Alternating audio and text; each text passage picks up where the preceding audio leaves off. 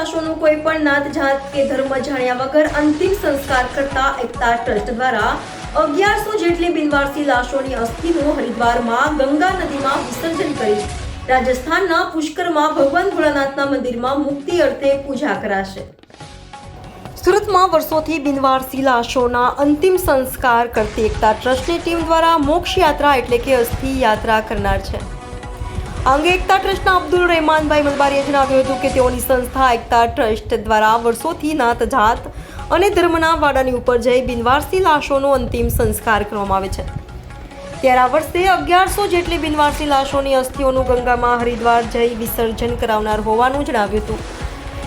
એકતા ટ્રસ્ટના અબ્દુલભાઈ મલબારીએ જણાવ્યું હતું કે એકતા ટ્રસ્ટ દ્વારા 28મી ઓગસ્ટ બુધવારના જો સુરતથી ટ્રેન મારફતે પહેલા હરિદ્વાર જવાશે, જ્યાં પવિત્ર ગંગા નદીમાં અસ્થિઓ પધરાવાશે અને ત્યારબાદ રાજસ્થાનના પુષ્કર ખાતે ભગવાન ભોળાનાથના મંદિરે જઈ બિનવારસી લાશોની મુક્તિ અર્થે પૂજા વિધિ કરાશે। તો આ અંગે વધુ માહિતી એકતા ટ્રસ્ટના અબ્દુલભાઈ મલબારીએ આપી હતી। સુરતમાં એકતા ટ્રસ્ટ છેલ્લા 35 વર્ષથી બિનવારસી મૃતદેહોનો નિકાલ કરવાનું કામ કરે છે।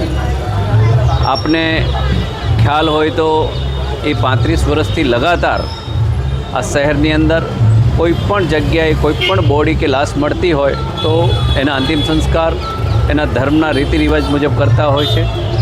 આજરોજ 1100 મૃતદેહોની અસ્થિઓ વિસર્જિત કરવા માટે તેઓ હરિદ્વાર અને પુષ્કર જઈ રહ્યા છે અને ધાર્મિક વિધિ મુજબ એ એમનો ત્યાં કને આ પ્રસંગ પૂરો પાડશે।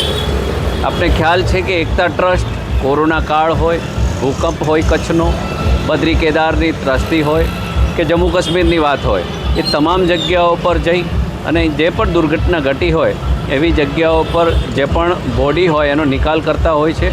એટલે ખૂબ ઉમદા કામ એકતા ટ્રસ્ટની તમામ ટીમ કરી રહી છે।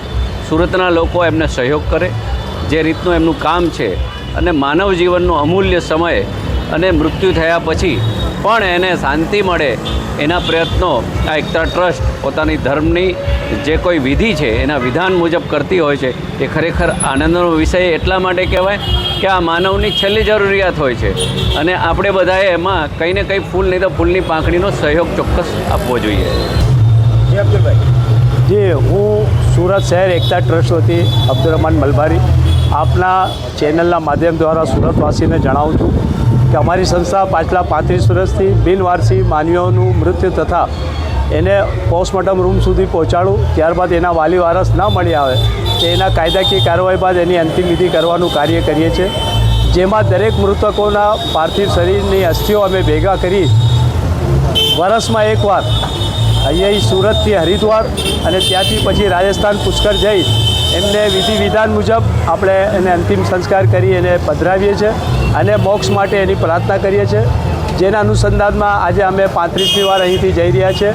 1100 જેવી અસ્થિઓને લઈને સુરતથી હરિદ્વાર અને ત્યાં અસ્થિઓનું વિસર્જન કરી ત્યારબાદ ત્યાંથી અમે લોકો પુષ્કર રાજસ્થાન જશું અને અમારા 5 જણાની ટીમ આમાં સહયોગ આપી રહી છે। શહેરના દાતાઓ અમને દર વર્ષે સહયોગ કરે છે।